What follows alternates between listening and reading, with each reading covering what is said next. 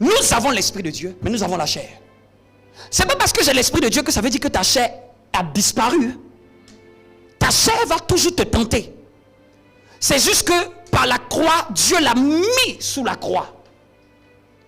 Mais si tu t'amuses, toi qui as l'Esprit de Dieu, de suivre les manigances de ta chair, tu vas tomber dans les péchés pires que même quand tu étais païen, tu n'aurais jamais cru. Hein? Tout chrétien né de nouveau qui a l'Esprit de Dieu, s'il s'amuse de suivre les désirs de sa chair étant né de nouveau, vous allez voir ce que la chair va vous faire. La chair va t'emmener dans une situation que tu as dit que même étant païen, quand j'étais païen, je n'avais jamais cru qu'on pouvait descendre dedans.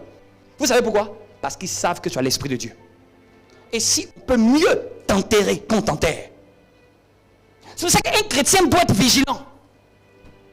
Nous avons besoin de l'Esprit de Dieu pour fonctionner. Dis à ton voisin, tu as besoin de l'Esprit de Dieu. Nous tous qui sommes ici, là, nous sommes tous faibles. Tout le monde a des faiblesses dans sa chair. Si tu crois que par tes forces, tu vas t'en sortir. Si tu crois que par tes propres forces, si tu n'as pas appris à dépendre du Saint-Esprit, à dépendre de son esprit, tu vas faillir. Il y a plein de choses qu'on doit réaliser pour Dieu. Mais vous savez, c'est quel est l'ennemi qui vient se livrer contre ça? C'est la chair.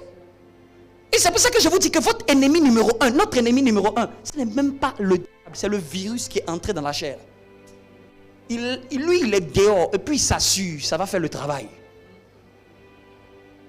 On est tous, dis avec moi, Seigneur, oh Dieu, j'ai besoin de toi. Il n'y a personne ici qui va me dire qu'il est fort de lui-même. Il n'y a personne qui va me dire que ici, il n'a pas de faiblesse dans sa chair. C'est que tu n'es pas chrétien. Quand tu es chrétien, tu vas admettre, ma chair est faible. Tu vas t'accrocher à l'esprit de toutes tes forces. Vous voyez, quand vous voyez quelqu'un qui est accroché à l'esprit, c'est pas parce que genre, il est trop spirituel, hein. Il sait ce qui va se passer.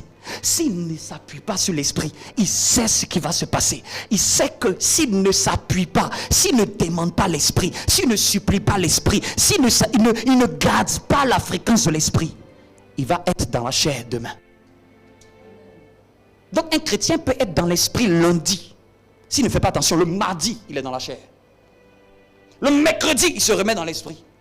Et le jeudi, il entre encore dans la chair. Et pour tout ça, pourquoi? Parce qu'il se fait séduire par les manigances. La chair est un ennemi invisible. On sait tous des choses que Dieu a mis dans nos cœurs que nous devons faire. Mais vous pensez que c'est qui est en train de se lever contre ça? C'est la chair. La chair va te dire, attends encore. La chair va te dire, non, tu es peut-être trop épuisé pour le faire. Mais quand c'est pour, et c'est ce que je disais, quand c'est pour les choses charnelles, ta chair écarquille tes yeux et tu es toujours en forme. Amen. Vous n'avez jamais vu ça? Hein? Là, c'est la Coupe du Monde, non? Les gens, ils ont l'onction pour regarder un match la nuit. Je ne sais pas où. C'est-à-dire qu'ils ont l'onction. Mais si tu leur disais qu'on devait faire prière la nuit, ils allaient te dire, oh, je suis fatigué, oh, je suis cassé, oh, j'ai trop travaillé. Non, c'est faux, tu te mens. C'est ta chair qui te ment. C'est notre chair qui nous ment. Je vous le dis, c'est notre chair qui nous ment.